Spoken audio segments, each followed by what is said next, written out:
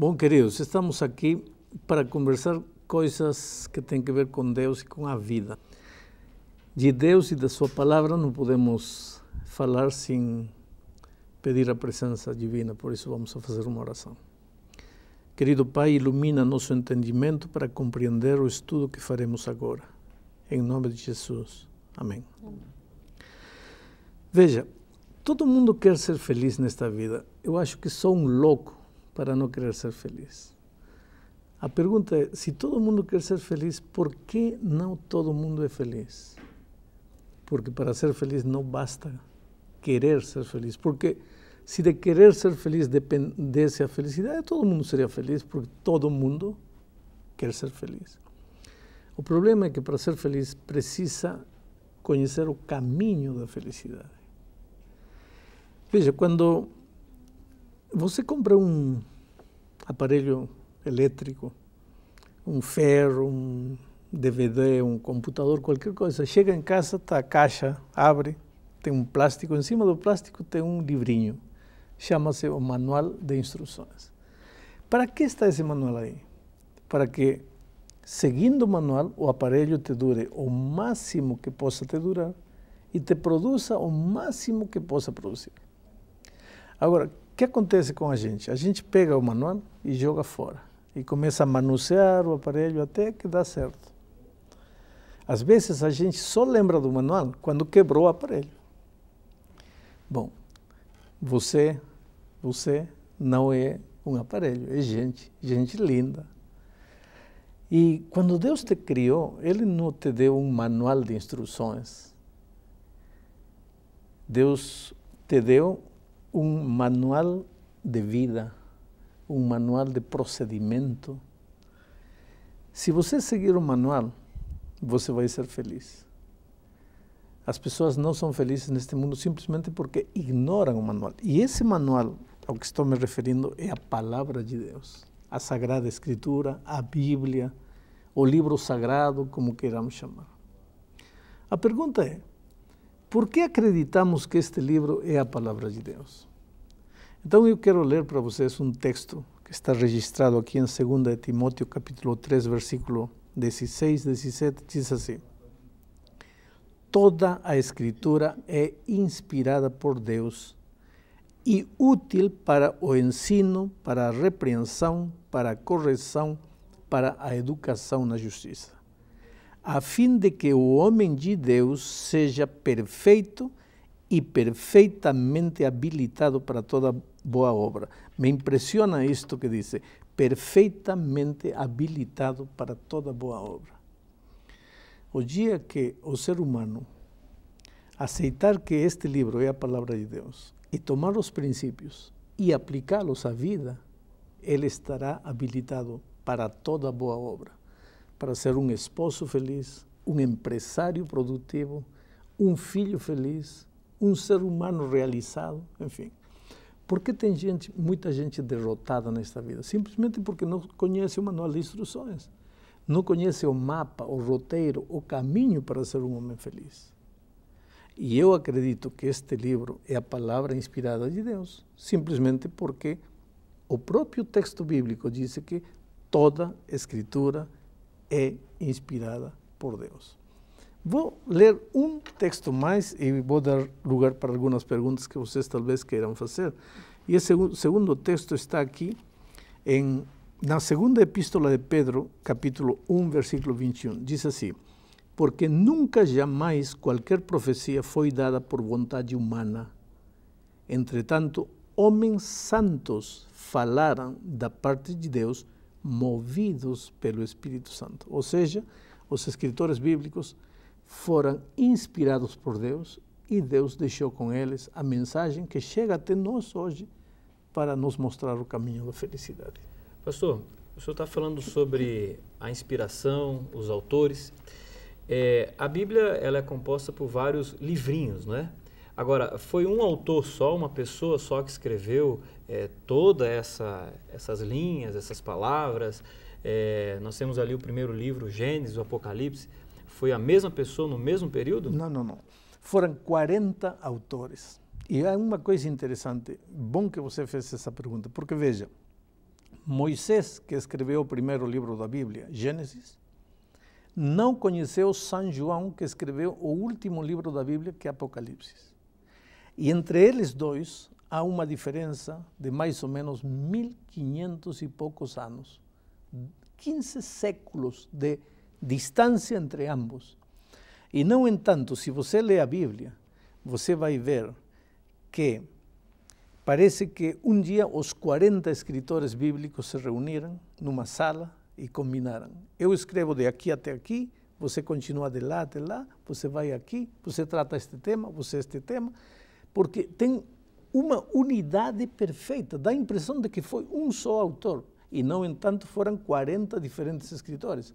Por que tudo isto? Simplesmente porque por trás deles havia uma mente superior, a mente divina, inspirando. E essa, para mim, é outra prova da inspiração da Bíblia, a unidade de mensagem. Pastor, mas o senhor acabou de colocar que foram 40 homens que foram usados, inspirados por Deus, não é, para escrever a Bíblia.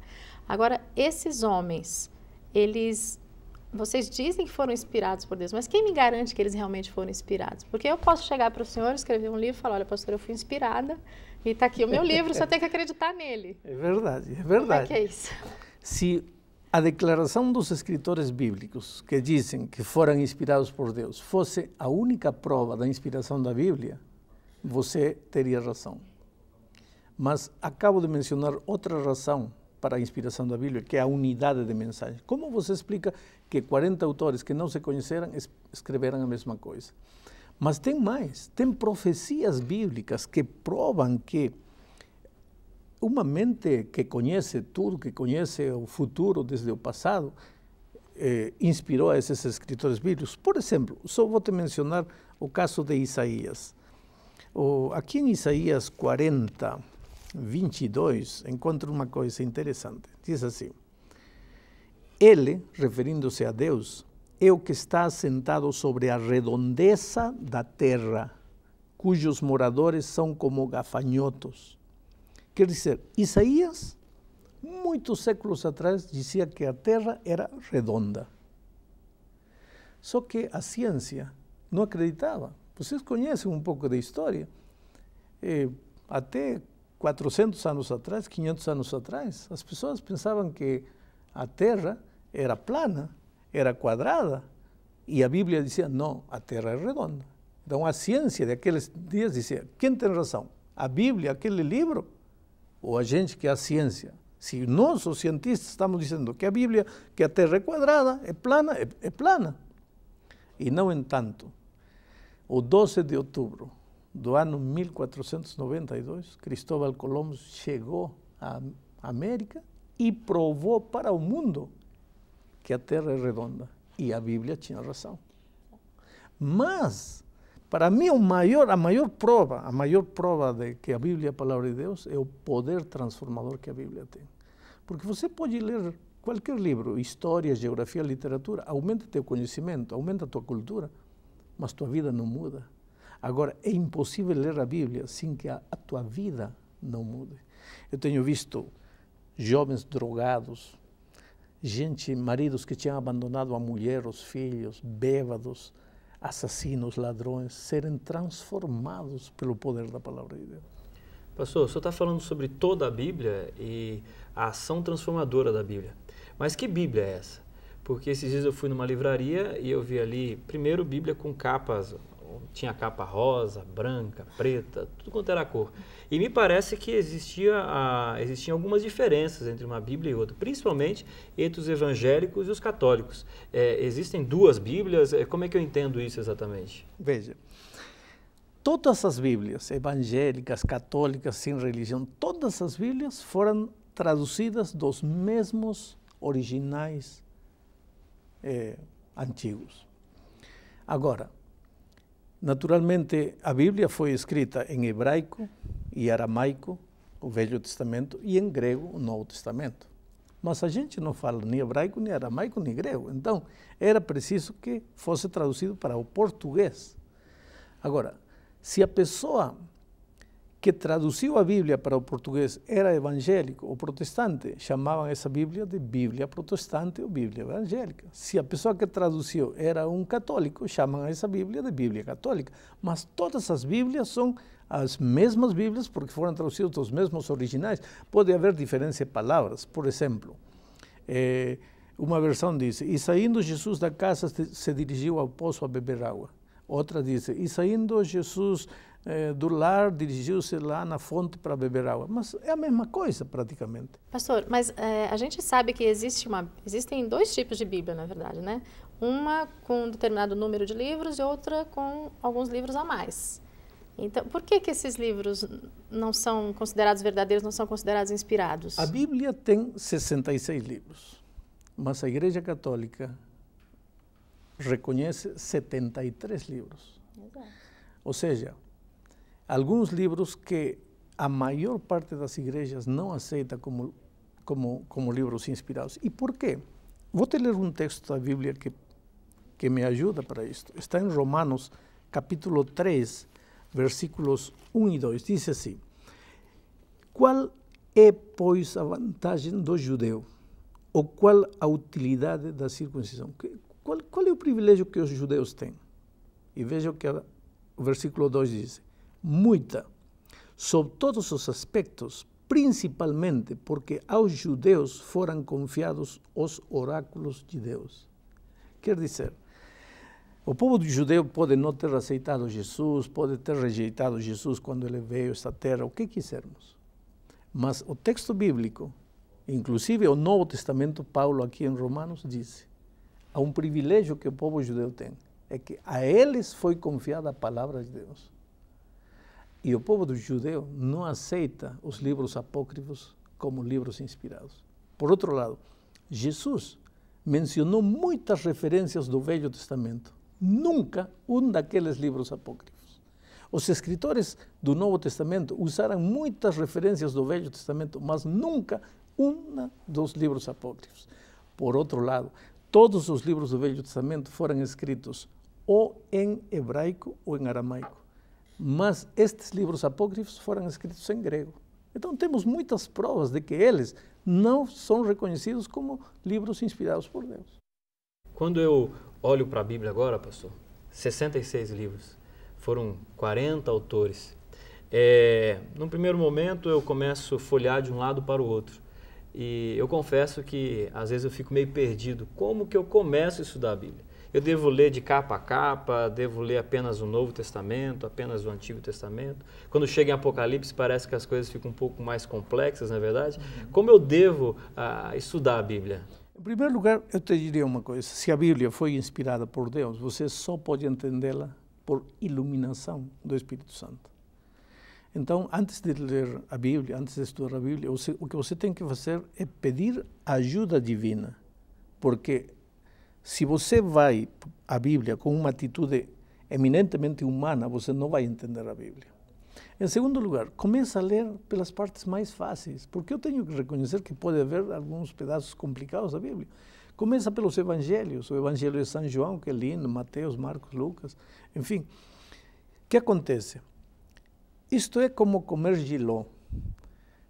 Tem gente que diz, eu não gosto de jiló, mas nunca comeu, experimenta. Você vai ir gostando, e vai chegar um momento que não vai poder viver sem jiló. Experimenta a Bíblia, pouquinho a pouco, e você vai começar a sentir o sabor, e vai chegar um momento em que vai descobrir as verdades maravilhosas que, aplicadas à tua vida, vão te mostrar o caminho da felicidade. Pastor, mas uma dúvida. Se a Bíblia, o senhor falou para a gente no começo, a Bíblia é a carta de Deus para nós, não é? Normalmente, quando a gente escreve uma carta, a gente costuma ser muito claro no que a gente escreve, né? E eu acho a Bíblia muito difícil de ser compreendida, muito difícil. Tem muitos simbolismos, muitas profecias cheias de animais e períodos proféticos. A gente não entende por que Deus, ao inspirar as pessoas que escreveram a Bíblia, por que elas escreveram de uma forma tão difícil da gente compreender? Não podia ser mais claro, mais direto? Não seria tão mais fácil? Seria. Em um estudo posterior, vamos estudar como os verdadeiros, sinceros homens de Deus que queiram seguir as instruções bíblicas serão incompreendidos, maltratados e até perseguidos. Então, para não fazer a vida tão difícil àqueles sinceros filhos de Deus, Deus escondeu, não digo que escondeu, Deus como que disfarçou a sua mensagem para que unicamente os sinceros de coração compreendam a palavra de Deus. Agora, como que unicamente os sinceros de coração? Porque para entender a palavra de Deus, você tem que ir como uma criança, com desejo de aprender. Você tem que ir com atitude humilde, tem que se despojar de seus preconceitos. Veja, a Bíblia é um livro perigoso, e te explico por quê. Porque se você pegar um texto da Bíblia, um verso da Bíblia, você pode falar a Bíblia disparates, que a Bíblia nunca falou. Por isso, para que a Bíblia possa ser entendida, tem que ser estudada dentro do contexto. Por exemplo, vamos dizer que eu estou falando com a Márcia e contando para ela, olha, quando eu estava vindo para aqui, eu vi 2 motoristas brigando e um deles agarrou o outro do pescoço e disse, olha, vou te matar. E você nesse momento está passando no momento em que eu estou contando para ele e digo, vou te matar. E você ouve sair da minha boca a palavra, vou te matar. E você sai correndo e diz, aqui o pastor Bulhão falou, vou te matar. Falou para a Márcia que vai matar a Márcia. Espera, eu falei, vou te matar? Sim. Mas eu não disse que eu ia matar a Márcia. Eu estava contando para ela uma história. Mas você pega a palavra, vou te matar, e anda dizendo que... É decir, está escrito, mas não é isso que está querendo dizer. Para entender a Bíblia, você tem que ler o contexto, para saber o que o texto está falando.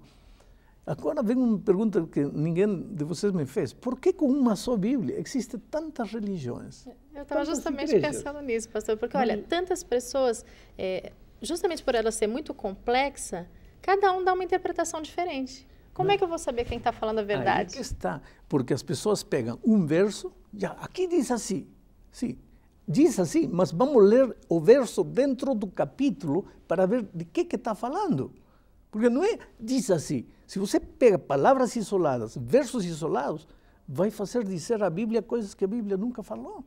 Por isso, para estudar a Bíblia, quer ver o que a Bíblia fala sobre graça, não pega um verso. Pega todos os versos da Bíblia que falam sobre graça.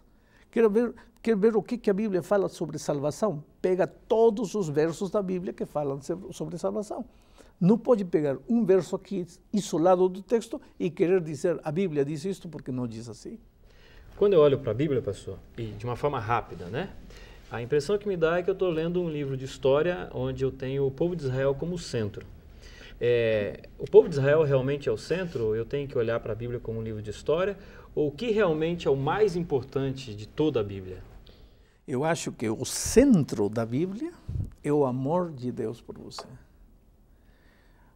Não por Israel, é pelo ser humano. Porque quando Deus criou Adão e Eva, não criou Israel. Adão e Eva não eram israelitas. Deus criou o ser humano e Cristo não morreu por Israel, morreu pelo ser humano. E quando Jesus voltar a esta terra, não vem para salvar Israel, vem para salvar o ser humano. É verdade que na Bíblia se menciona muito o povo de Israel, mas a Bíblia é uma carta de amor para você e para mim. Eu quero chegar ao fim deste estudo falando especialmente para você que está assistindo este programa. Veja, você é a coisa mais linda que Deus tem nesta vida. Ele ama você, Ele gosta de você. Ele gosta de você como você não tem ideia. Agora, você acha que Ele te criou e te colocou neste mundo e diz assim, agora você vire-se aí e tente ser feliz do jeito que você puder? Não. Neste momento, Ele conhece tuas lutas, conhece tuas dores, teu sofrimento. Se você está com o casamento destruído, com o lar desfeito, está desempregado, está machucado por dentro, ferido, condenado à morte por um câncer, Deus ama você, Deus conhece você. E te digo uma coisa, neste livro maravilhoso, Deus escreveu tudo o que você precisa ouvir hoje. Apesar que é um livro antigo, não foi só para os homens de outro tempo. Apesar que é um livro antigo, tem verdades maravilhosas para você hoje. E se você ler a Bíblia, você vai ver que Deus vai abrir seus olhos para uma dimensão da vida que você ainda não conhecia. Que Deus te abençoe e te cuide sempre.